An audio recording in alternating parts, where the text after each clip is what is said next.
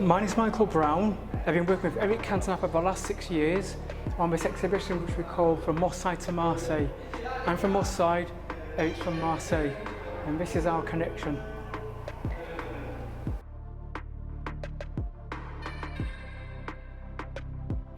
So it's unusual this, because to see a circular painting, this is obviously a very large circular painting which took a lot of preparation to make.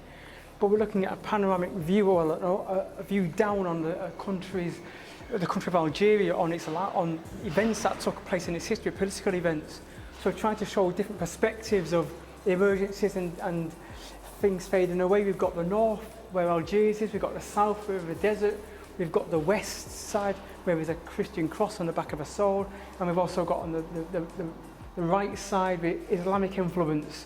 So we've seen here an image of all these figures rising into the foreground and peeling off, because this painting shows that it was occupied by the French as French colonialists at the time, and they were eventually forced out so Algeria could get its independence, and this war was going on for centuries.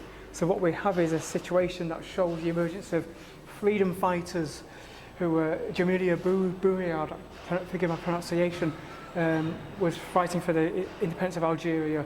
We have historical figures in the past. She was a widow to a country. She's an example of a woman who's a widow to the country when she lost it, in a traditional attire. We have on the west side, coming in from the desert, etc., we've got the Tuaregs coming in, fighting against occupation. And then on the right side, we've got the influence of Islam that was influencing the politics in Algeria. And again, that was causing, civil war in the early 90s, late early 80s, early 90s. So we've got this situation of all these emergencies as life comes and peels off, and we've got, significantly, a footballer in here. There's a footballer in the centre of the painting. So you can see there's a reference here for the circularity of the work, as well as a view looking down on it.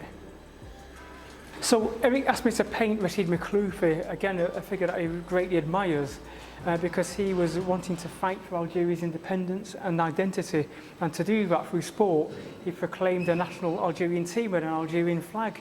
And so the players who were already international players, but some were based in France, all skipped out the country, met in Tunisia, I think, and then formed their own Algerian team that would play other countries to try and raise a flag if those countries would play.